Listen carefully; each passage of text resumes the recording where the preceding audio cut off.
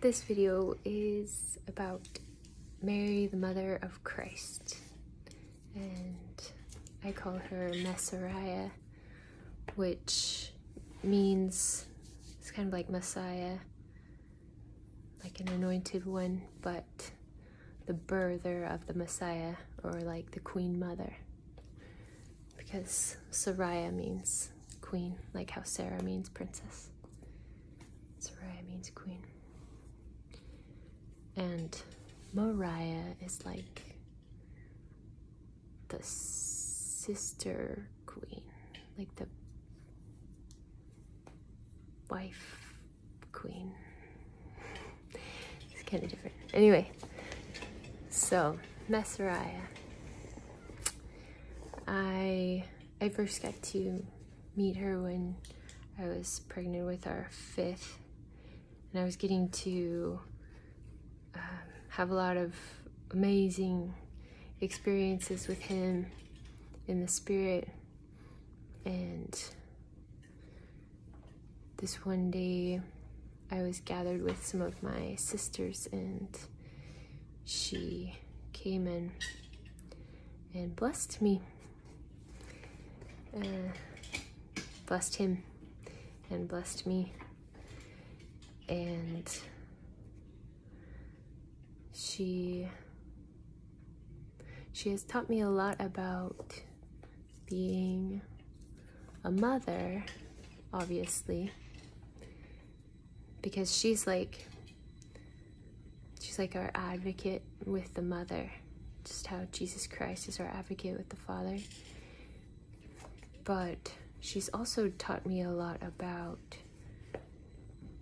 divine pairings and holy companionships, and those people who we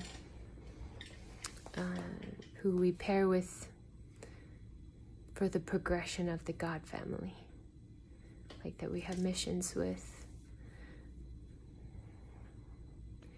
that we can progress eternally, everlastingly with.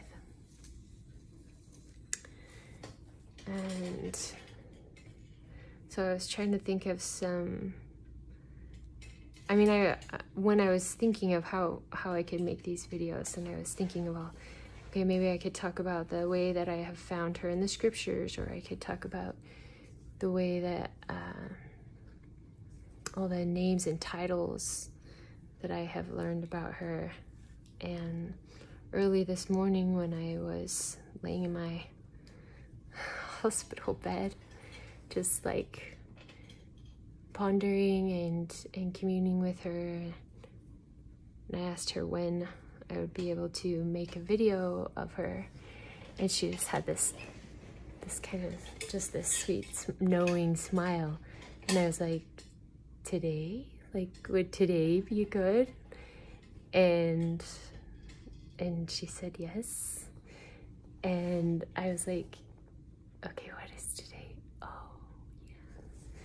It's May 17th, and it's my understanding that that is her birthday. Like the historical date of her birthday is May 17th. Just like Jesus is is April 6th. So that was cool. Then I got to just,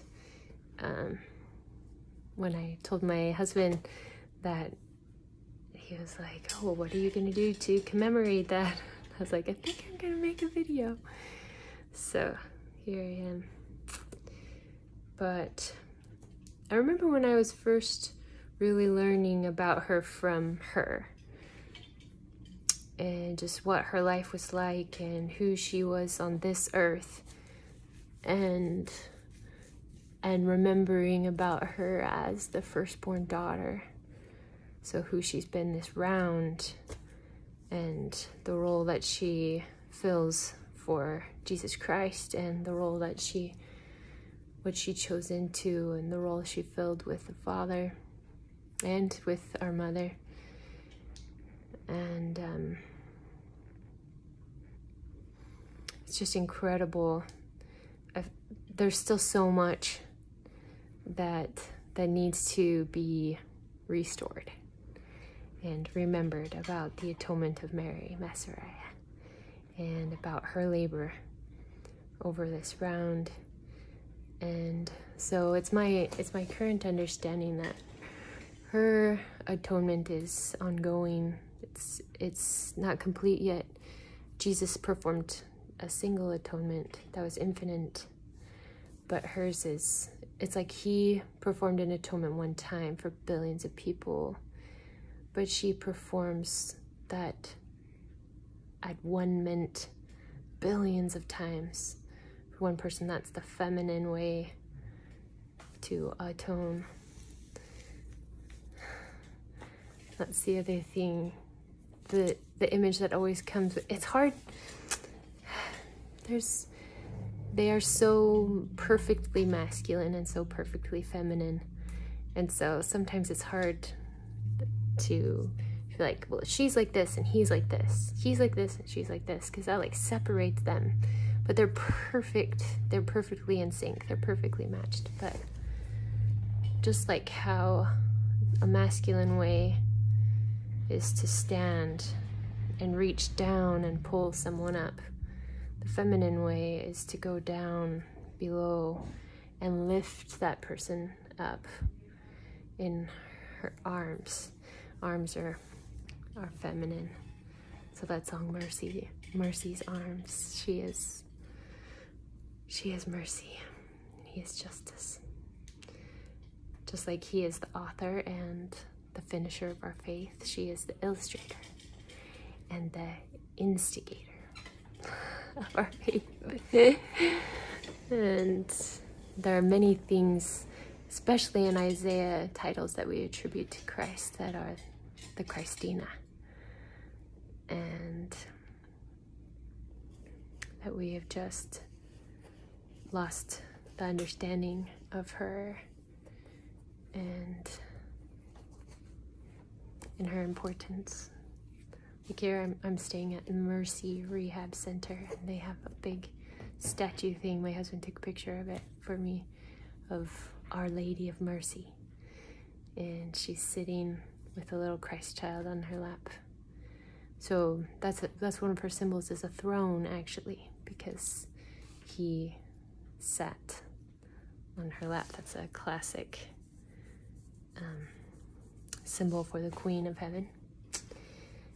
And I remember this one time, years ago, years and years and years ago, I woke up from this experience, and it was like big deal, like just super vivid and deep. And I woke up and I had seen two of my friends, like earthly sister friends, there at the experience. And I kind of like, I reached out to them that day in text message, like, so how was your night? Like just trying to like nonchalantly check in with them. And so the three of us together found out, or like confirmed for each other, that we had witnessed the crowning of Sophia, that she had received her endowment in preparation for the marriage supper of the Lambs. And I just felt so, she is my lady. I felt so much joy, rejoicing for her in that, in receiving that. And because she is becoming even as our mother, just like I said before, how Christ became even as the Father. And so she is, her labors will be complete at the end of the round, the end of all things. So, and that's a masculine way and a feminine way. You know, masculine way, one-time event, and the feminine way is more cyclical. And so, yeah, but what else could I say about her? Just like I said last night when I was asking her what, I always start not always, but most often when I am, I don't know if returning and reporting is a good way to describe it, but when I am like formally approaching her and my Lord, then I ask, who would thou have me be? What would thou have me do?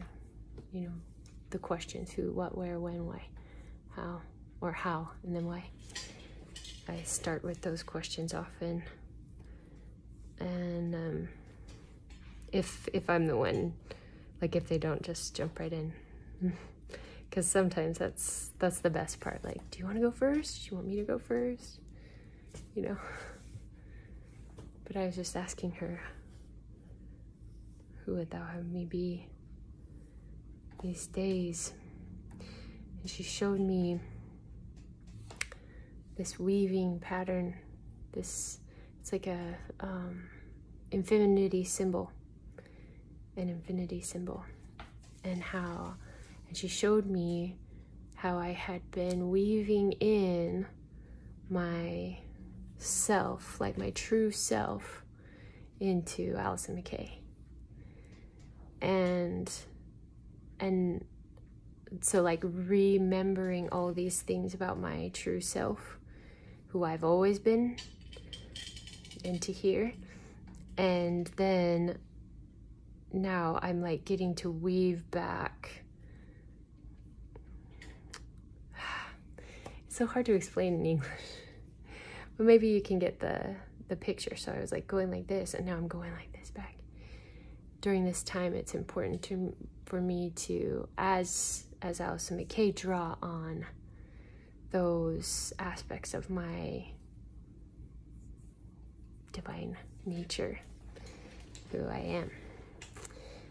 And so I think that's one of the things that makes Jesus perfect, that makes her perfect, is that they were able to attain that here in this fallen place. I mean, so far fallen. They were able to like bring that true nature here and hold fast to that. I mean, she wove a perfect body for the Lord. And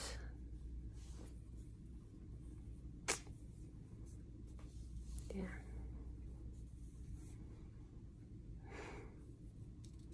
She lived to a ripe old age. I mean, she was only like 50, not even 50 when Jesus was crucified. But when Mary Magdalene took their children and fled, she stayed. She didn't necessarily have to go into hiding, but she kind of did. And John helped to take care of her, and her younger children also helped to take care of her, because she had, well, I don't know if it's worth going into the historical aspects of it, but let's see what else. Many people, and it's my lived experience, say that Jesus has deep blue eyes, but Mary's eyes are green. And it's my understanding that she also helped to create the earth in the way that women create, by weaving and by providing. It's very much like a masculine way and a feminine way of creating now. You know, the masculine way to create is an outward creation. The feminine way to create is an inward creation. And so providing those materials to create and have that physically manifest takes both aspects, the feminine and the masculine. And so we are part of her because we're part of this earth. So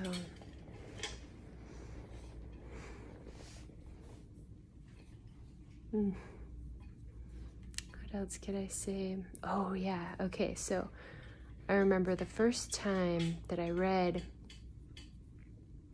there's this story about a man who, in the scriptures that I read all growing up, there's a story about a man who has a dream, which also really resonates with me, and he sees that an angel guide is with him, and the angel says, like, knowest thou the condescension of God? And he said, no, I mean, I know God loves all people, but I don't know everything. Will you show me? And so he shows him this woman with a little baby. And he says, what do you see? And he said, I see a virgin, which is like a virtuous person. And she's beautiful, and she's holding a baby, and then the angel like shifts his focus to seeing this tree, this beautiful tree that's bearing fruit, and says, like, what do you see? And he says, I see a tree that is bearing the love of God. And so that symbol of the woman with the baby and the tree with the fruit, that's her. That's the tree of life is our mother's. And when Adam and Eve partook of the fruit of the death tree, instead of following the path of our mother, then we received an advocatess, I guess, of Mary Messariah, so that there could be a way to create and walk in that divine feminine nature here, even though we had fallen so far. So like a menorah, that's her. And she is, I learned a lot about her by studying the word joy. The scriptures, that's a title. The joy that was set before Christ on the cross, that's her. They acknowledged each other on the cross.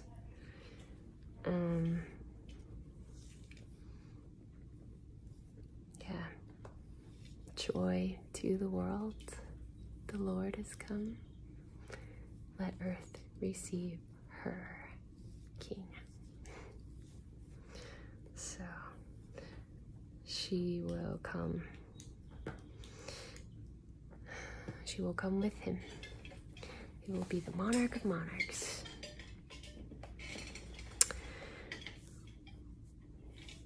And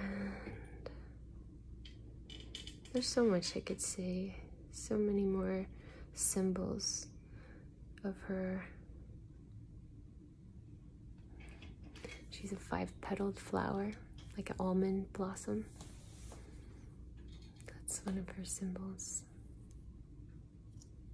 It's my favorite of hers. She's a hen. You know, like the hen gathereth the chicks. That's her.